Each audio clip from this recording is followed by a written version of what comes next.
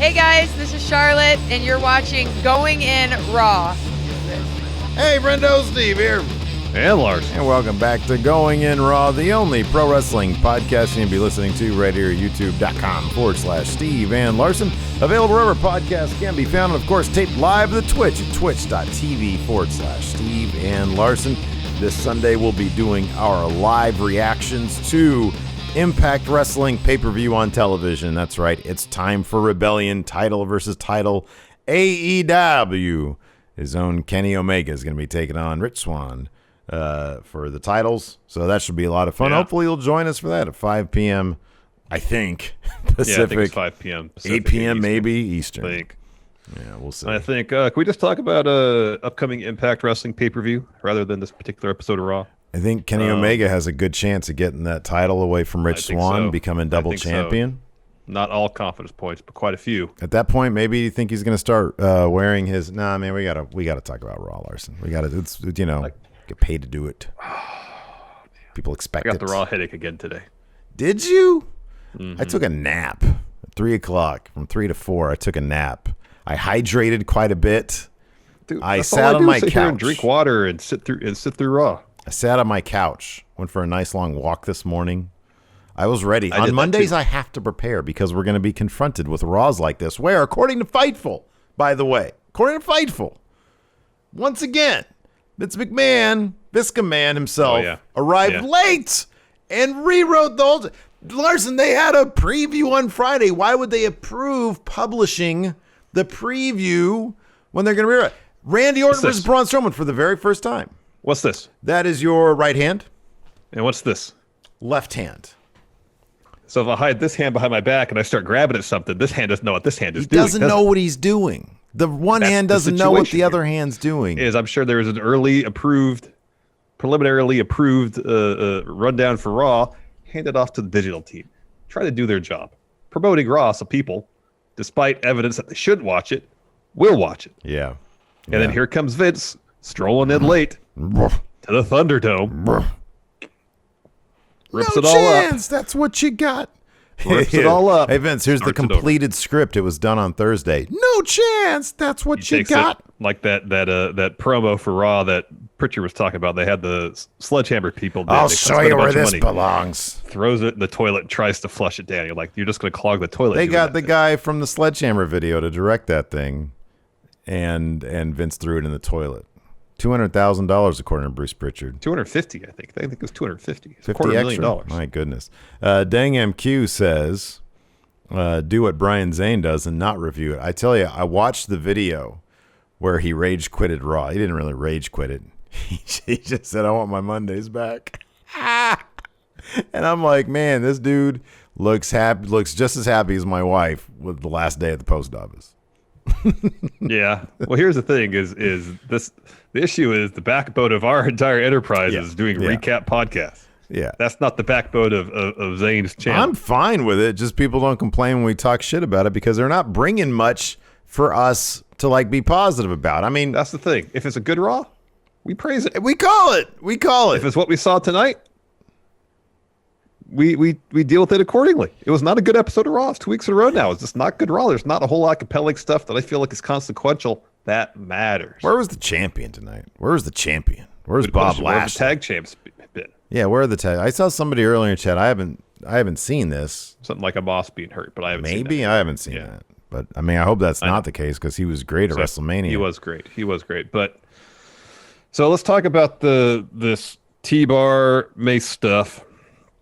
So while you could say, yes, they unmasked tonight, that's good. Was it on their own volition?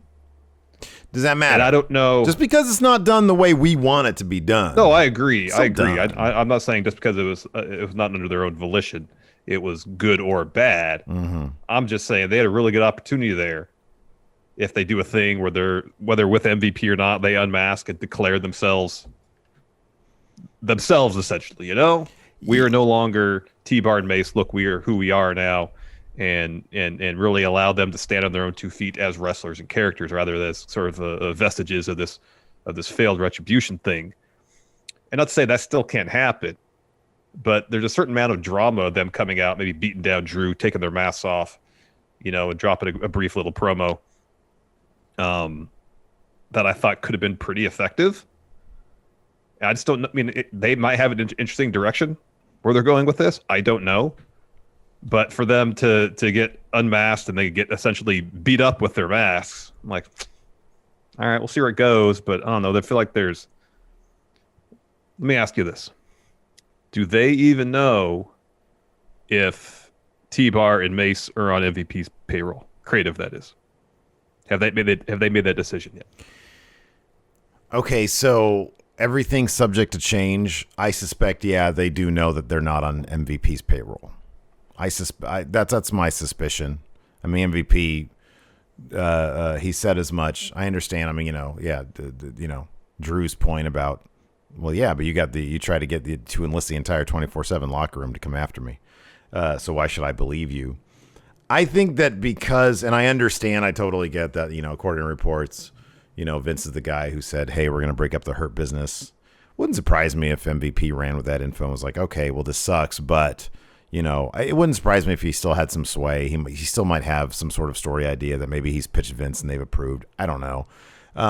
Everything's subject to change, though. I suspect that it feels like they probably do, just because it was such a big moment, them unmasking. I'll be honest with you, dude. I feel what you're saying, but it wasn't booked the way I would have done it myself. But I'm not a writer there, so the fact that they did it is actually pretty impressive because they still had Retribution's music, if I'm not mistaken. Yep.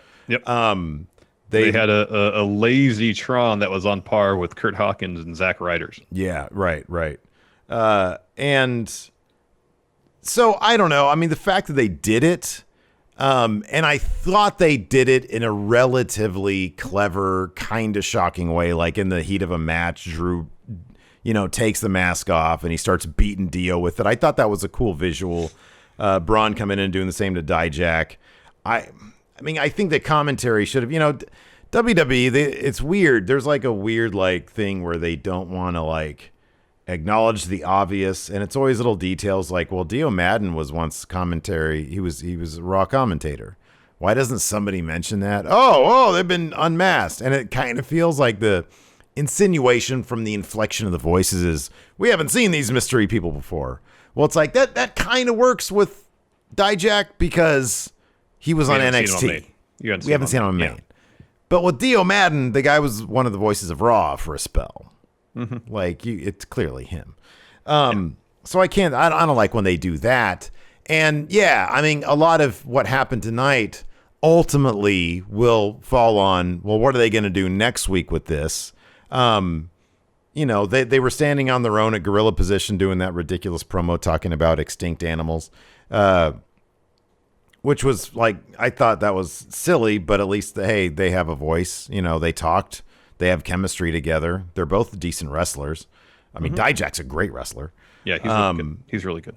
And so, I don't know. I think that it's fine the way they. I think it's fine the way they did it, because in the end, Mace and T-Bar did stand defiantly. They said, "Hey, yeah, you did that, but guess who got the win? Did they get run off because they're getting their asses handed to them? Sure, but they didn't cower away." Which hopefully is a sign that, well, no, they stood there and they raised their hands in victory. Yeah, after they left the ring because they didn't want to get beat up anymore. Sure, yeah, but they didn't, they appeared in the end to be like, hey, we still got the win, so screw you guys. They could have had them be, okay, now cower away, up the ramp like you're a couple of bumbling fools. And they didn't do that, so that's impressive. What do you like to say? Mediocrity is the new excellence. Competence is the new excellence. There you go. So it's like they didn't bury these guys. They gave them a reason to sort of rebrand themselves and maybe come back stronger. And they're probably not going to because they're facing off against the two biggest dudes in the company, or on Raw anyways, Drew and Braun. Mm-hmm, mm-hmm. But I was actually kind of okay with that. Well, it'll be interesting to see if next week, if we get the rebrand, if we get new music, not just the holdover Retribution music. I mean, they got the new Tron, but they can do a redo of that too. Yeah, will they do any of that, dude? I don't know, and I'll be disappointed if they don't, because I feel like taking off the masks was kind of it means that somebody's thinking about these guys, and that's the one thing that you and I had talked about before, is that when things like this happen, when factions break up, and they have the people in the faction still show up in faction gear, still come out to like, faction or generic theme song or whatever. Yeah. It's like, why? Is it because they can't get a meeting with Vince to initiate their pitch? It's like poor Tucker, when he got separated from Otis, he had like the most generic indie gear, probably because he couldn't get a meeting with anybody to like figure out his creative, and then they got laid off, which he seems happy about. But like, so at least they're thinking about T-Bar and Mace and what to do with them and how to handle them. 50-50 chance that they'll be handled like hapless heels. Maybe even greater than that, which sucks. But maybe they see value in two big men who have good tag chemistry. They should. Then they should. They absolutely should. So I'm hoping for the best. But, you always I am too. prepare I yourself always, for the worst. because Dijak's great. Dio's really good. They're both good personalities, good in-ring workers. I absolutely want the best for them. Yeah. But it's funny because somebody in chat brought this up, and I'm sorry, I apologize, forget who it was exactly, but I feel like Raw tonight actually had moments that were pretty decent, but the problem is all those moments are buried in a show that has, for the second week in a row, War Raiders versus Shelton Benjamin and Cedric Alexander. It's got that. It's got not only for the second week in the row, second week in the row in the same spot. Right, in the Last same week, I think spot. it was a second segment. With the same result. Viking Express finishes the match.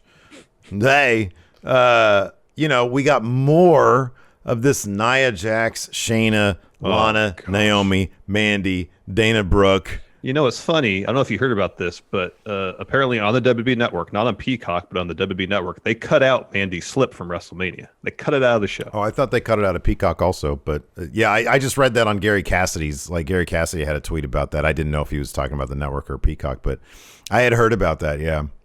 They cut out the rain delay stuff too with all those great impromptu promos. It's like, hey, this was a moment. This was like, keep this as part of your history, Yeah. So you get stuff like that. You had the Miz Mrs. Celebration, which is just unwatchable stuff. There's no purpose to it. Really? I mean, is it supposed to really generate heat for the Miz? Because if that's the point of it, it fails more often than it succeeds. I just don't know why Priest and Miz. I mean, I get it. Miz got the cheap win last week, and to his credit, they had Priest get this win over Miz this week. But it's just really be a thing at with them Mania. now. This feud should have been over. It really should have been. I don't know. I forget why Priest. Well, because Miz is coming out touting how he's the reason for Bad Bunny's success now after Mania. Yeah. And then again, I mean, I get to the third. Yeah. I don't know. It's just it's buried in stuff. But again, there's good stuff. That second hour, just like the first hour, it's like, all right, it's not terrible, it's not great, but I can roll with it. And because it had that Orton. It had that Orton. The Orton Riddle match was good. Was really good. Yeah. Simply once Miz TV happens. Yeah. Well, before that was the Nia Jackson Shayna stuff, and then you had the entire recap of the Bad Bunny Priest interview. Then the Miz misses. And then you had Elias versus Kofi Kingston, which, I mean, I guess maybe good for Elias that he got a win over a former WWE champion, but it was clean. It was weird. Yeah. And I don't know how I feel about this Alexa Lily stuff. Like, I actually don't mind it. I'm curious to see where it's going to go. Tried to retcon her whole backstory by making Lily a part of it all the way back. It seems to separate the idea that she usurped power from the Fiend. That's a good point, yeah. Or got intoxicated by that power. Yeah. And thus went down this path as opposed to, well, it's always kind of been there the whole time. Even though we never saw it. Never saw it. She never referenced it before. So. Yeah. Yeah. I'm curious to see where she's going to take. My thing about that is, that's a totally legit point. I'm curious to see where she's going to take that within the women's division. I know, and I kind of felt like new stuff in the women's division. It was a little too soon to pivot from her dealings with the Fiend. Yeah. Which, given everything that happened, she basically, brought him back. And now she's going to pivot and it's like, well, you think that was crazy. Look what I'm going to do to the Raw Women's Division. I don't know. It seems like that's an issue with a lot of the Fiend storytelling is so much of it seems to exist or should exist above the typical storytelling tropes of pro wrestling. I've talked about this plenty, where there's all these massive ideas going on with a lot of the Fiend's creative that when for dramatic beats it has to be settled in a wrestling ring, it seems like it doesn't seem to fit. Mm-hmm. We have all these horror movie tropes that the Fiend's do working with, and then it kind of seems like, well, now he has to have a wrestling match. Well, yeah, I mean that's the thing From about a storytelling perspective, it just seems like an odd fit. Yeah, well, yeah, that always kind of thing is weird. It's like, why is he like running ropes? No, I feel that. I'm curious though. What do you think with Alexa Bliss calling out the entire Raw women's division?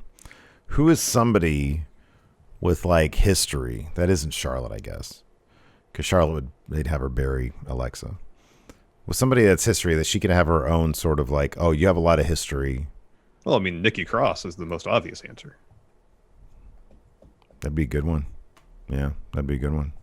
And for no other reason than bring back Nikki Cross. Mm-hmm. Anyways, let's dive into this for the Twitch subs out there. The Steve notes are out there for the patrons and the YouTube channel members. The Steve notes are out there. Yep. Yeah, it's funny because I'm looking at this and I'm like, on paper, this isn't terrible. How often does that happen, though? Is you look at the show on paper, like, oh, it wasn't that bad. But then sitting through watching, you're like, ugh. Yeah. And maybe that's how it works in the writer's room. They write the stuff down. It's like, oh, man, this is a pretty solid episode of Raw. And then, the show's over, or we as viewers watching, like, gosh, and that's not me saying that it's the performer's fault for taking what the creative considers gold and turning it into something less. Sometimes when you're too close to something, it's hard to have an objective outlook on things. Yeah. Or when you got a 75-year-old old man breathing down your neck trying to get your rewrites done in about 20 minutes. Yeah. Fear and Loathing has it right. Mickey James would have been great for Alexa. Wouldn't that have been awesome? Isn't it weird they brought Mickey James and never really referenced her career beyond, oh, she's a former champion? It's like, man, tell some stories with these people you have. Like AEW does that. They run that into the ground sometimes, It's like, let's get deep into their backstory. Let's alienate some people because they don't know who we're talking about. All right, before we continue, here's a word from the sponsor of today's show, ExpressVPN. If you've ever browsed using Chrome's incognito mode, you may not be as incognito as you'd like. After all, Chrome is a Google product, and Google has amassed a great fortune by tracking your movements online. So if you want to really make yourself as invisible as possible online, check out ExpressVPN. With ExpressVPN, your connection gets rerouted through an encrypted server, which masks your IP address and keeps your identity and location hidden from the prying eyes of data harvesters. And best of all, ExpressVPN is super easy to use. Whether you're on your phone, laptop, or smart TV, all you got to do is press one button, and you've got instant protection. So if you really want to go incognito and protect your privacy, secure yourself with the #1 rated VPN. Visit expressvpn.com/GIR and get 3 extra months for free. That's expressvpn.com/GIR. expressvpn.com/GIR. Yeah. Anyways, show kicked off with guess who? Drew McIntyre. Time to go. Correct. Time to get on the mic again. He's talking about opportunity, how it's a hell of a thing. You can make your own. Sometimes opportunities fall right in your lap. And that eventually leads to him talking about getting the #1 contender match last week and winning it. Now he wants to talk about Mace and T-Bar. He says they decided to make their names at the expense of himself. He doesn't think they're the masterminds behind this attack. He knows it's MVP. He doesn't know why they'd aligned with MVP. He says, will they start wearing fancy suits? Will they take off their masks? Maybe MVP will wear a mask. I don't know, but I will get my retribution. Get it. Wink. MVP comes out. And he talks about expecting the unexpected. You weren't expecting to lose at Mania, yet you passed out to Lashley. You weren't expecting the attack last week. And he says, but you know what? Regardless, I want to congratulate you on your win last week because Lashley feels like you'll be a worthy opponent for him to beat again. And then Drew wonders if MVP will deny involvement in the attack last week. MVP says Lashley is the chief hurt officer. He makes the decisions. He decided to downsize the hurt business. And he says, why would we recruit those guys to attack him when Lashley already proved that he can beat Drew by himself? And he says, let me emphatically deny that I had no part in the beatdown, and T-Bar and Mace have no affiliation with Hurt Business. And he says, by the way, I remember you challenging the entire locker room a couple weeks ago. Maybe you irritated some people. And then Drew says maybe MVP was telling the truth. Maybe it was a huge coincidence that MVP walked during the attack last week. And then, predictably, Mace and T-Bar attack again. Put Drew back in the ring, hit him with a double choke slam. And then they walk past MVP as they go up backstage. So backstage, we have an interview with Mace and T-Bar. And they just start listing off some, like, extinct animals. T-Rex. What was the Triceratops. Triceratops. Pterodon. Pterodactyl. Brontosaurus. Stegosaurus. That's right. Neanderthal man. It all ends with saber-toothed tiger, and they're all like, "Yeah, they're extinct, and that's what we're gonna do to Drew." Neanderthal man. Anyways, backstage, Drew, very hot, demands a match from Pierce. Dodo bird. That's right. Cats. Scrub Thug says, "Yeah, cats." Drew demands a Carrier pigeon, yeah. Carrier pigeon. Parrot. Drew demands a match from Pierce. Says, and Pierce is like, dude, come on, man. You can't take him on yourself. That's stupid. You get a partner. And Drew says, make the match happen or you're going to regret it. And then we had a recap of last week's Hurt Business versus War Raiders. Oh, wait, no, it wasn't a recap. It was an actual match. We had the same match, same results. War Raiders win with the Viking Express, which Adnan Kirk has now changed the name to. Adnan Virk. What I call him? Kirk. That's just what his name is now, dude. I'm sorry. I'll try, but we all know how that's going to end up. After that, after another Viking Express for a War Raiders victory. Hey, Viking Express, choo-choo. Randy Orton had an interview. He again says the Fiend is no more. As long as Randy Orton's walking the halls of WWE, the Fiend will never be seen or heard from again. He says no one can do what he did. Not Drew, not Lashley. However, Drew did get lucky last week and won. But now that he's done with the Fiend, all he has to do is wait, and he'll go after whoever is champ. Riddle rolls up in his scooter. He's like, oh, it's Orton, the Viper, the Apex Predator. Oh, I always want to know what that means. And he starts pitching Orton on a tag team called RK Bro, and starts suggesting they get matching scooters with matching accoutrements, fangs, scales, so on and so forth. So after that, Orton's backstage. Pretty sure he asked Adam Pearce for a match with Riddle because that's what happened after that. Or yeah, a little bit later. Together too. I had to step out during the segment. So. I watched it, but then I think somebody in my living room was talking. So maybe you did take a quick little nap during this bit. How would I have known he was backstage with Pearce then? Sometimes you just kind of zone out. Your eyes are still open. Do you ever sleep with your eyes open? I feel like that's a Hilton thing. I can't because I got contacts in. It'll just drive my eyes in. Oh, it's the worst. I hate sleeping with contacts in, or back when I had them. Yeah, I can't do it. We get basically a replay of the entirety of Charlotte's promo last week, and then we get a whole new promo this week. Yeah, and she goes even harder on the women in the back this time. She calls them rats, which is a big no-no. Calls them fake. She said, oh, boo-hoo, I had a Mania match taken away from me. She says, so what? Rhea beat Asuka. I can beat them both in the same night. That's why they call me the Opportunity, which is a great little moment because she referred to herself as the Opportunity last week. I like that she now says they call me the Opportunity. She says, I think it's actually pretty well written. I don't think it's... she says, I respect Asuka. It doesn't mean I have to like her. It's not a reminder how much I don't like her. Asuka interrupts. Rhea comes out too. And then Charlotte sort of, runs down Asuka a bit more, and Asuka finally has enough and says, I will beat you, bitch. That was great. Yeah. After that, Orton's walking backstage. Riddle zips past him on his scooter, says, I'm going to beat you to the ring, bro. Yeah, sure enough, Riddle versus Orton. Riddle out first. This was a fun match. Yeah, hell of a match, man. This was a pretty good match. So early on, Riddle just keeps on trying to go for a sleeper on Orton. He gets it in 4 different times. Eventually they go to the outside. Orton dumps him on the table. Back from commercial, Orton gets 2 with that power slam that he does, sort of takes control of the match. They trade some nasty looking chops, man. By the end of this match, both their chests were looking pretty gnarly. Orton hits a superplex for 2. In the end, Orton goes for an RKO, but Riddle's able to counter it into a roll-up for 3. A crucifix bomb. A crucifix, yeah. So So yeah, that was it was pretty shocking. I mean, Riddle puts in really good work in the ring. Obviously, Vince likes him, and he took a pretty vicious beatdown from Lashley last week. So, I mean, if you want to if you want to show people, hey, this guy's not actually a chump, have him beat Randy Orton like this. I know that's a pretty big deal for Matt Riddle. It is a huge deal.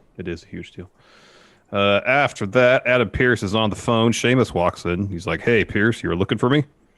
And Pearce says, "Yeah, I want to congratulate you on winning the U.S. title." And Sheamus is like, "Nah, you didn't invite me in here just to stroke my ego."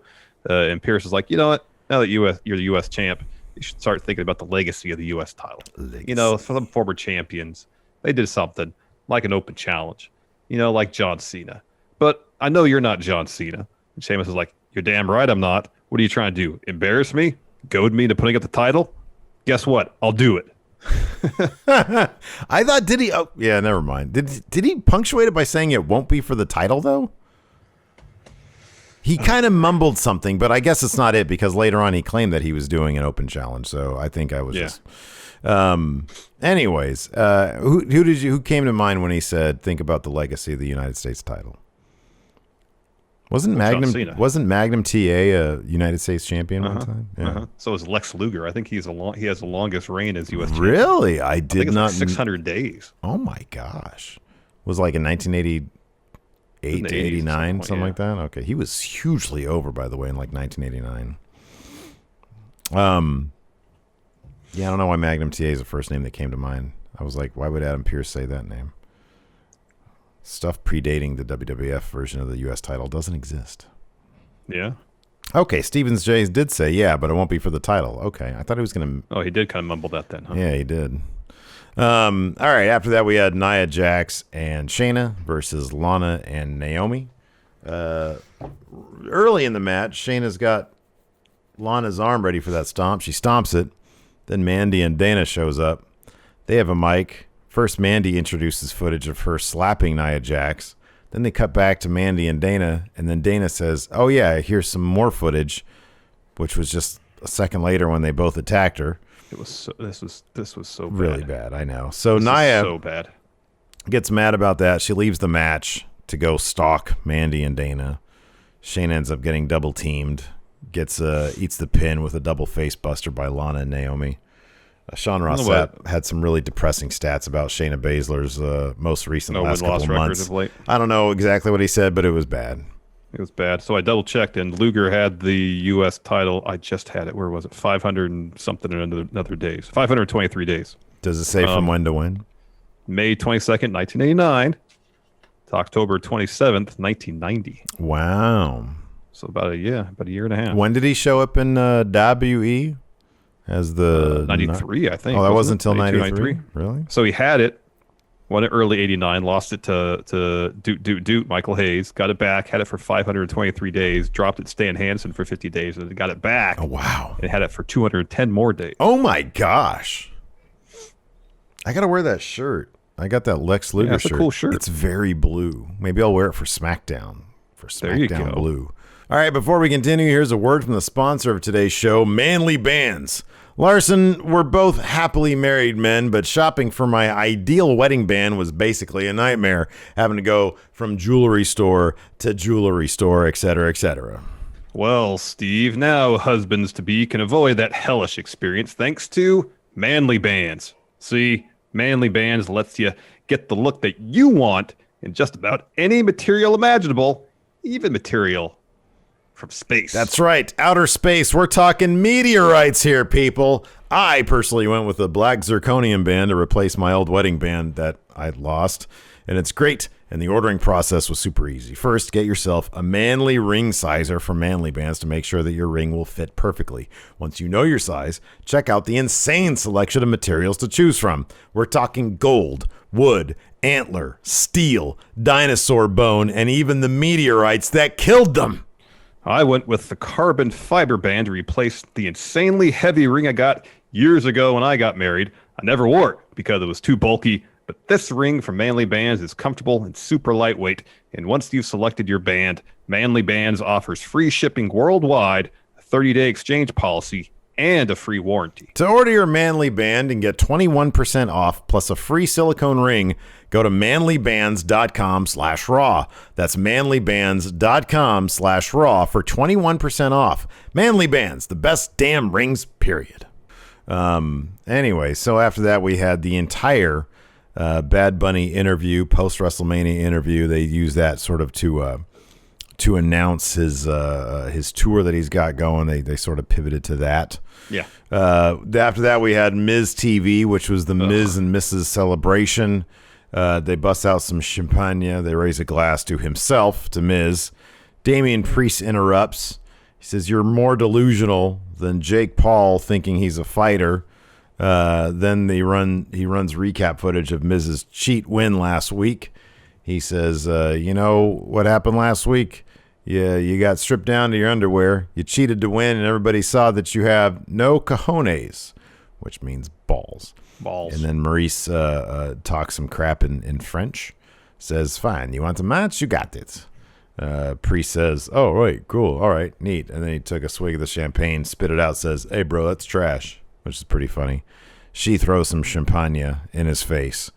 So they have a match later on. They do. Next, New Day, they're backstage. Riddle rolls up. Kofi congratulates him on beating Orton. Riddle wonders what's in Xavier Woods' case. It's his base. And then Riddle starts pitching ideas of what he could do with the case, what he could put in it, like silver dollars. And they all say, "Silver dollar pancakes." There you go. Yeah, they all seem to like that. Yeah. Elias had a match against Kofi next. They kind of redid what they did last week when Elias drums, or a couple weeks ago. Can't remember exactly what it was. Mm-hmm. And Xavier Woods does he plays his trombone. This time, though, it was with Xavier Woods' bass. So he walks out on the ramp. He's playing the bass. The match starts. At one point, Woods starts playing Stone Cold's theme. Da-da-da-da-da-da on the bass. And as that's happening, Kofi hits Luthez press, stomps a mud hole in the corner. That was great. Oh, hell yeah. That's good, clever stuff. I was hoping we'd see more of that throughout the match. Instead, we saw Elias pin Kofi Kingston. Yeah, so Kofi tried to go for like a run off the top because Elias was up there. Elias sort of shoves him. He counters by just sort of shoving him back to the ground. And then he hits his flying elbow and the elbow drop for 3. Mm-hmm. So, yeah, I mean, big win with Elias. If they start doing something with these guys, like a story or something, that'd be nice. But we'll see if that happens. Yeah, we'll see. So we got optimistic. Alexa and Lily on the swings. She says, "Let me tell you something about Lily. We've been best friends for a long time. One time we're on a playground," and they show like a bunch of pictures of her childhood where they photoshopped Lily in. She says, "One time we're on a playground, and there was a little girl being mean to me. She said I couldn't have a bite of her ice cream cone, and I shoved that bitch off the swing. Then I got to eat all of her ice cream." I liked her delivery here. It was pretty funny. And she said, "That was fun. When the teachers asked me why I did that, I told them the truth. I said Lily made me do it. They thought I was bonkers, but when Lily doesn't like something, she'll let you know. All those little girls on the Raw roster, Lily didn't like him, and Lily doesn't like any of you." After that, Mandy and Dana are having an interview. Mandy says, "Hey, we're not the bullies. Nia and Shayna, they're the bullies." She says, "Yeah, I slipped at Mania, but Nia and Shayna were the ones watching it over and over and over again." Nia walks up. Mandy and Dana get out of there. And then Shayna tells Nia to get her head in the game, that she only lost because of Nia, and tells her to start paying attention or else. Mm-hmm. Oh, yeah. She said, "What do you mean or else?" And then Angel Garza walks in, asks where Reginald is, and then just walks off. Well, she says, "What do you see in that circus clown, Reginald?" So he's like, "Hey, what's so great about that guy?" And I'm like, "Haven't you seen SmackDown? Did you see the moves that guy has? He's great." Yeah, man. After that, we had Drew McIntyre versus Mace and T-Bar. So what precipitated? So I know that like Mace and T-Bar, like they got Drew in the corner. They started like, double teaming him. And then Braun just came out? Yes. Okay. I didn't know if like they had sort of DQ'd themselves because they weren't adhering to tag rules with the handicap stuff. I mean, they were both beat up on Drew in the corner. Did they call? Oh, they did. Okay, so they did get a DQ. Okay, okay. Yeah. I thought I heard a bell. I was sort of, And then Braun comes out, makes the save for some reason. I was dipping in and out of consciousness during this match. Yeah. So, anyways, predictably, we get a tag match after commercial. Drew and Braun taking on T-Bar and Mace. And as we mentioned at the head of the show, during the course of the match, we'll just get into it because it was fun enough. Since Drew it was had a already fun gone match. through, It was a fun match. Through a battle, a handicap match against T-Bar and Mace. Whenever Braun was in, he was the fresher man. He would dominate. He tagged Drew in. Drew just got hit across the throat. Had to tag Braun right back in. Eventually, though, Drew does get a tag back in. He goes on a run and then rips off Mace's mask and says, "Hey, I'm doing you a favor doing this." Mace slaps him, and then Drew starts beating the heck out of Mace with his own mask. That first slap looked I don't know what's on that mask right there, but man, that looked flush. I know. And then the ref DQs Drew. T-Bar then drops Drew with the belly to back, and then Braun shoulder tackles Dijak, rips off his mask, and then punches him with it. And so T-Bar and Mace roll out of the ring. And then Braun throws T-Bar's mask at him. And then T-Bar and Mace manage to raise their hands in victory, even though they got beat up. Yeah, that's right. Birds. Still an Arby's night. Birds. Dogs. Animals that are still alive. I was wrong. It was passenger pigeon. Passenger that are extinct, pigeon. not carrier pigeons. Well, aren't carrier pigeons just pigeons that carry stuff? Aren't they normal pigeons? They're like normal pigeons that are normal pigeons. They're trained to do stuff. But passenger pigeons, they're extinct. That's an actual type of pigeon that's extinct. Yeah, that's interesting. What I was thinking of. That's right. Idiot. Next week, what a fool you are. Why do I even bother? Next, we got The Miz versus Damian Priest. Early on, like right at the beginning, Miz rolls out of the ring, gives Maurice a kiss. Priest pulls him up on the apron, suplexes him back in the ring. They tried to do a redo, or say The Miz tried to do a redo of the finish last week. So Maurice gets up on the apron to distract Priest. Priest, I think, literally goes, "Not this again." Miz rolls him up, gets his feet on the ropes. Yeah. Maurice tries to hold his feet down. Priest kicks out, gives Miz the bell clap, hit the lights to get the W. Yeah. I know. I like that they just not this again, but it's like, dude, look behind you. You're about to get rolled up again. I know. After this, we had Sheamus's open challenge. Comes out, drops promo first, says, "I'm going to be champion for a long time. How'd you do it? I didn't do it by being a nice fella or by making reckless decisions. I'm going to be your fighting champion. I'm going to issue an open challenge each week on Raw, or whenever I want to." And then Humberto Carrillo, who looks amazing, answered it. Now, I'm hoping, because he sort of muttered, "I'm back," when he came down the ramp. I'm hoping this means, hey, we have something in mind for you. You're not just going to go back and disappear into obscurity. I hope the same thing for Angel Garza when he approaches Nia Jax. Yes. Maybe, they have something in mind for him, yes. According to Fightful also last week, they were shorthanded. And maybe, they're saying, hey, let's give some of these other guys some opportunities. Carrillo looks great. We've always been a big fan of Angel Garza. They've used him very start and stop. But Humberto's been gone. I mean, he's been there. He's been in the 24/7 division.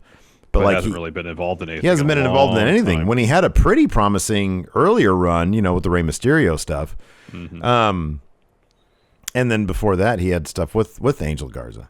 So hopefully, especially given how this went down, because during his entrance, Sheamus attacked him. Sheamus wasn't even never got started. He wasn't even in his wrestling gear, so I don't know what that was all about. He wrecks him on the outside before the bell, yells at him, says you'll never be champion. I'm hoping that, Carrillo gets his shot and that sort of propels him to other stories. I think he was a great talent. Yeah. Is a great talent. Yeah, he's a super talented wrestler. Yeah, he is. Before we continue, here's the word from the sponsor of today's show, Sunday. Typically this time of year, I'll look out my window at my back lawn and see an absolute mess. Just huge brown spots of bare dirt and patches of various weeds. But this year, I'm getting serious about my lawn care, and that's why I've turned to Sunday. Sunday makes taking care of your lawn easier than ever. They take out all the guesswork and unwanted chemicals so you can grow a lush green lawn that's better for people, pets, and the planet. All you got to do is go to Sunday.com, put in your home address, and their free lawn analysis tool creates a tailored nutrient plan based on soil and climate data. so you get all the stuff your lawn needs and nothing it doesn't. Plus, Sunday explains exactly what you need and why you need it, which makes lawn care easy for people like me who struggle to keep their lawn looking green. All I had to do was attach the ready-to-use pouch to my hose and spray my lawn down. Now, instead of taking all day to care for my lawn, I can get it done in less than 15 minutes. So let Sunday take the guesswork out of growing a greener, more beautiful lawn this spring. Visit getsunday.com/GIR to get $20 off your custom lawn plan at checkout. That's $20 off your custom plan at getsunday.com/GIR. Then we get our main event, Charlotte Flair versus Asuka. Charlotte had a new robe and some new ring gear. She looked pretty fantastic and looked pretty good. It's not as...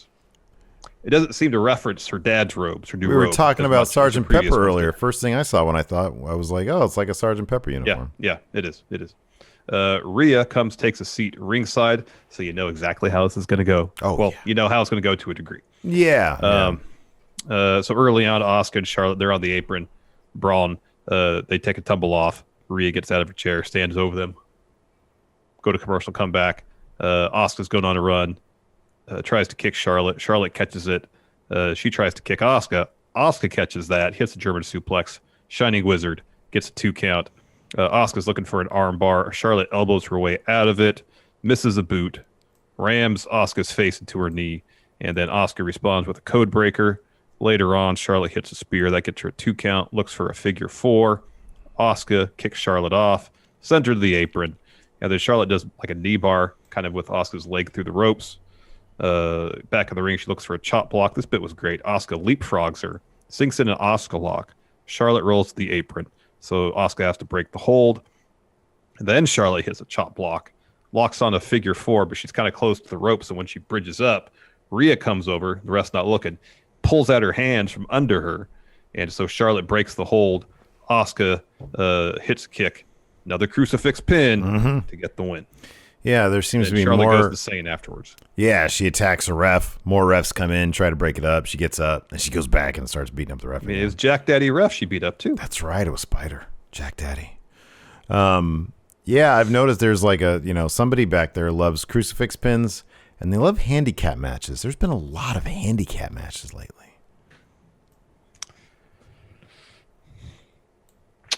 It's always these weird little like, oh, well, somebody there's really phases. likes. They go through phases, and it's always so transparent. Like there's some new edict from Vince. It's always what it is. Got to get heat our baby faces by having them in handicap matches. You guys seen this thing called a crucifix pin? I've been around a long time.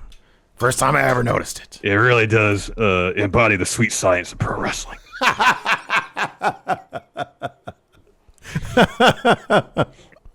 Embody the sweet science of pro. That's good. Hulk Hogan embodies the sweet science of pro wrestling. Chester Designs here on the Patreon says, so if you're the tag division on Raw, which company are you going to when your contract is up with WE? Man, I feel like if you're in the tag division on Raw, you're always going to find work. You're always going to be there because there's not a lot of them. So it's like, if you go to AEW, there's so many tag teams there. So many tag you're going to end up in like Team Taz. You're going to end up like a giant faction or something. Yeah, you kind of have to stay put. I'll be doing a lot of work on Dark. Mr. Breeze, I was legit confused when I saw Riddle beat Randy on Twitter.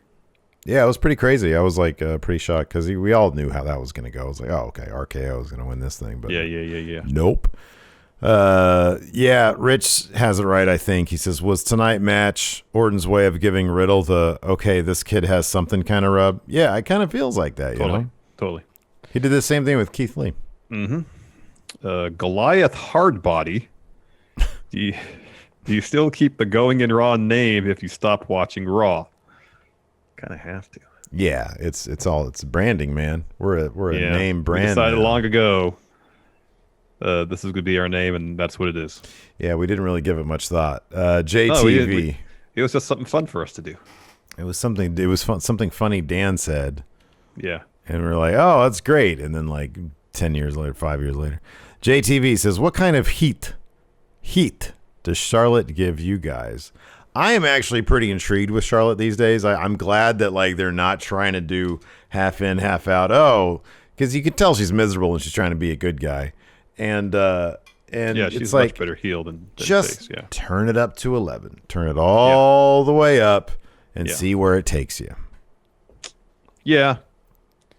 I want to see somebody beat her heat with her. That's what I want. That's what you should want out of your bad guy. I want to see somebody beat her, you know? You know, as long as they do interesting stuff with Charlotte, she's involved in interesting storylines and she's putting on matches where she's actually selling for her opponent, then that's fine. But that phase where she was, when she was tagging with Asuka, when she was trying to be a baby face and just like no selling everybody's offense. Yeah.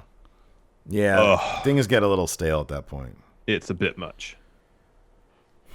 Hip Hop Hippo asked, did they cut a promo on Saber-Tooth Tigers? Kind of. A little bit, kind of. Loch Ness See, Mr. Sinister has a point, because I really don't understand why Braun came out to help Drew. Shouldn't Braun be offended by how Drew was mocking him by the way he talks? He did in the promo this opened the show. He was borderline Shane McMahon with that, wasn't he? Me want title shot. Me want title shot. Yeah, why didn't he come out there and say, I'm not stupid. My name's Braun. Doesn't make a whole lot of sense unless he's going to pull that, well, when you beat Lashley for the title, I want first shot at it. Yeah. Stop insulting my intelligence. He should always be super defensive about that now. There'd be some consistency there. Yeah, I agree. Let's see here. Chris Kaufman, the intern, has a question here on the Patreon. Says, why does Miz wear that headband? Miz is like the worst branded. Like, I don't know what that headband is. The jacket, I never really understood that. I mean, I guess he just goes in and says, okay, I'm supposed to be really obnoxious. I think that's what it is. Give me the most obnoxious thing you could possibly create. Yeah, a guy who has tons of money but has no imagination, what would he wear? I am Elves. If we get lucky, Unleashed Dijak versus Drew would be a barn burner. That could be a really good match. If they unleash Dijak, sure. I hope they do that. Sam Bronkowitz has a great point. He says, well, now we have recaps in the middle of matches. What possible worse place can they put a recap? During the finish. Great. It'd be like a Pluto TV. How like there was that spell earlier on. Like they don't do this now, I don't think, but it's like you're watching Unsolved Mysteries on Pluto, and it'll be right before the commercial break is supposed to happen. Yeah. But so like it's during an update or something, and it'll cut. And then when the commercial's done, you'll get the last 2 seconds of update mid-sentence, and then it'll fade to black, and then the next segment will come up. Oh, man. So, yeah, like that with the finish. Like, oh, Charlotte's about to lock the figure 4 on. Let's see what happened with The Fiend last week. Exactly. Uninvited Ghost says, I hope Mickie James' finisher is renamed Kickie James. Kickie James, wherever she ends up. Yeah. Hope so, too. We should pitch that. Let's see here. She was able to keep her name, though, wasn't she? Yeah, she kept her name wherever she went. Yeah. I think so. That's kind of interesting.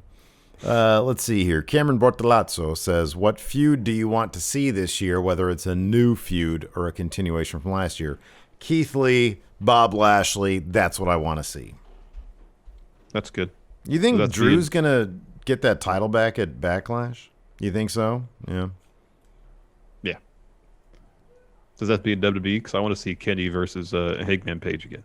There you go. Well, you're going to see that probably in the fall, man. Yeah, no. Dang MQ. WWE will forget about Charlotte's suspension next week. Yeah, that is a pretty big... So, yeah, people have noted in chat, it was on Raw Talk announced that Charlotte was suspended indefinitely. Definitely, yeah. So what does that... I mean, is it going to be the thing where, like, Charlotte and or Rhea demands that she be placed off suspension so they can get a match with her?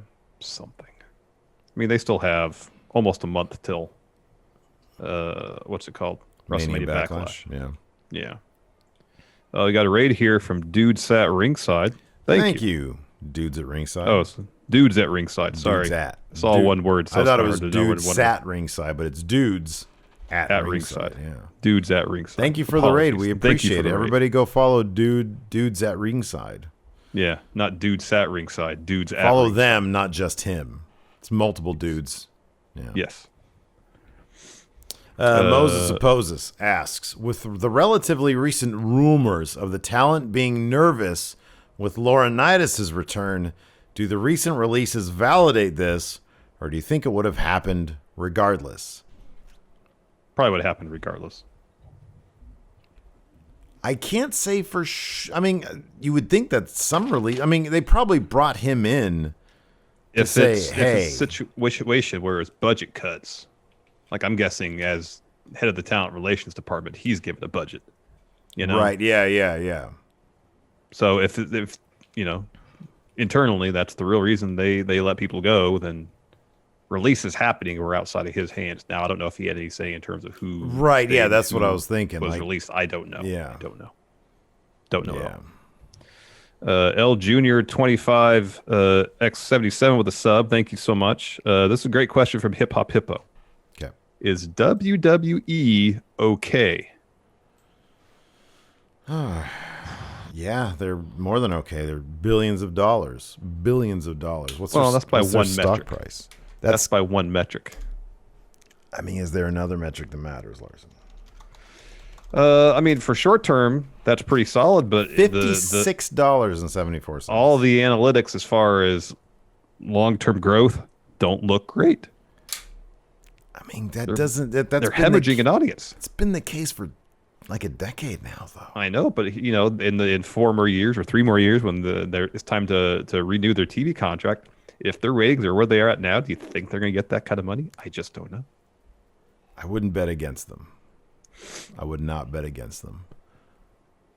56, man, they're at 40 some odd when. What was the big crash? What was that big crash? It went from 100 to 50 something, I thought. 3, I think. Yeah. It like crashed. What precipitated? Was it like financials?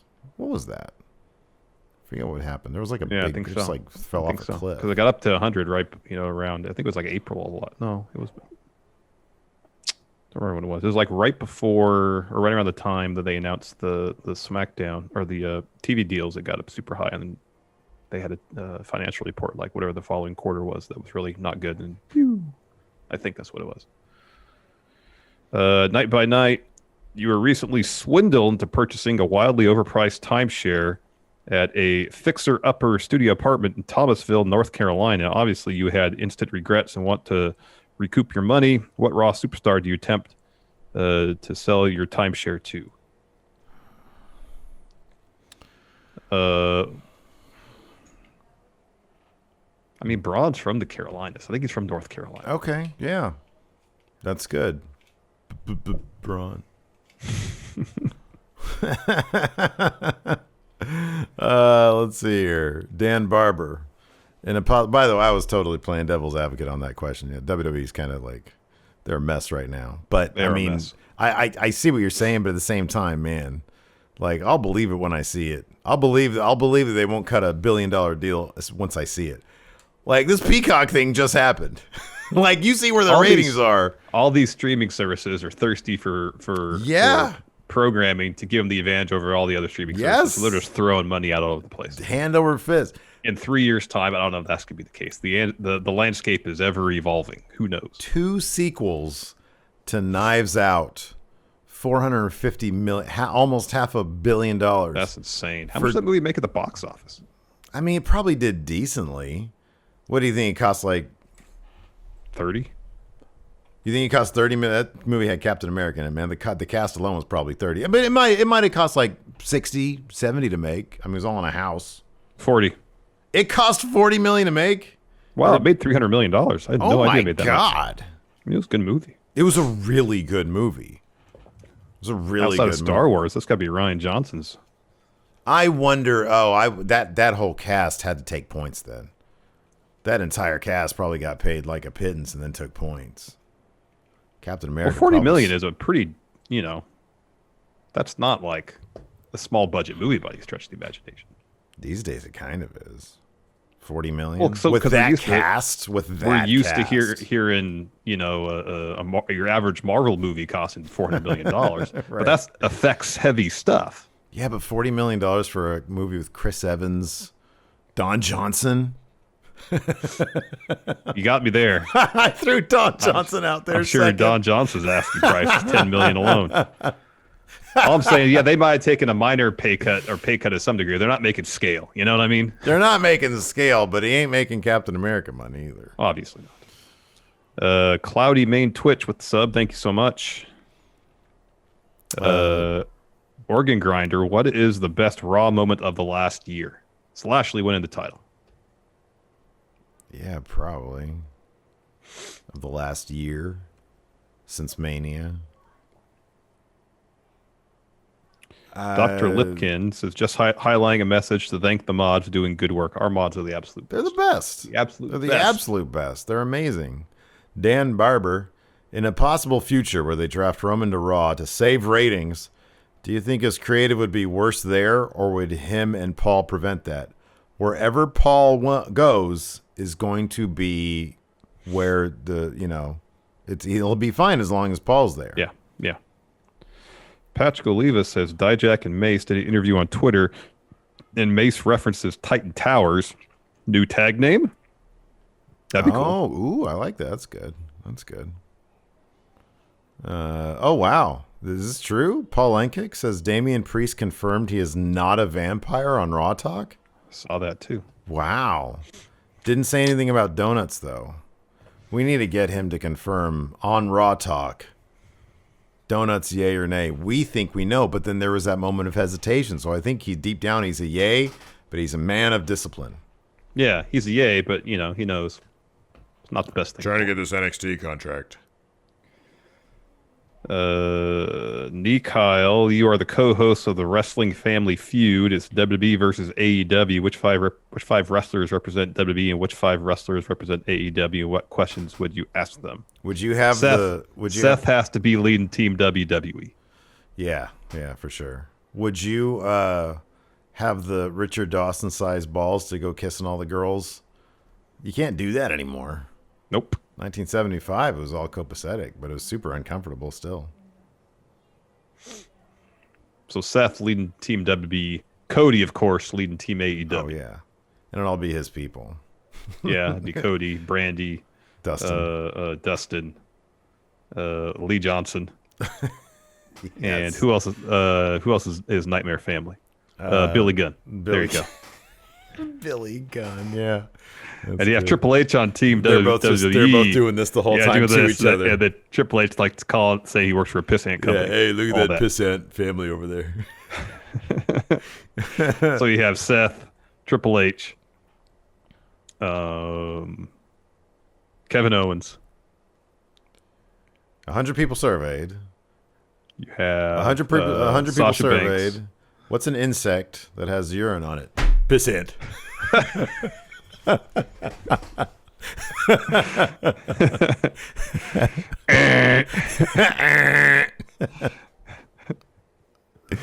Luis Areza, what Raw superstar would you Freaky Friday with for a day? So it's when you switch bodies.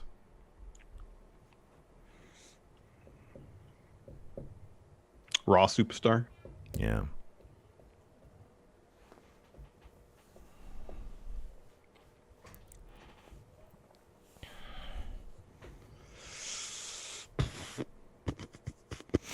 Oh, it'd be Bray Wyatt, because half the time you're not actually on the show.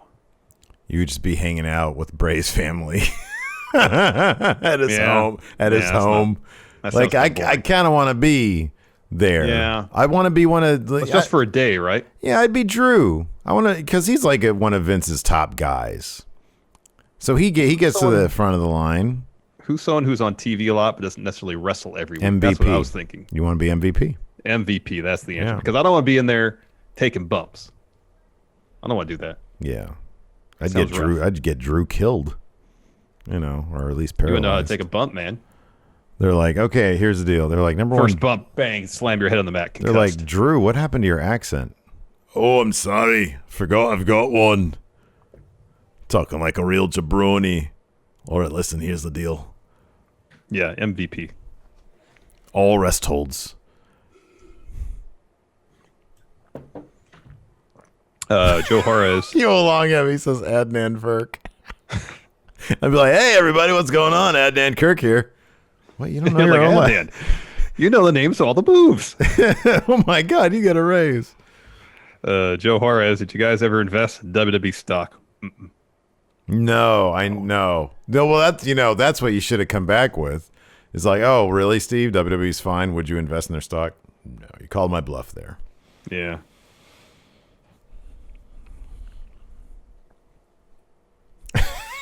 RAD says, survey of 100 people were asked if there is more than one royal family. In pro wrestling, yes. No. Oh, wait, no. Yes. 100 people surveyed. Correct answer to number one. Is Bret Hart more popular? The bigger star than Dusty Rhodes? No.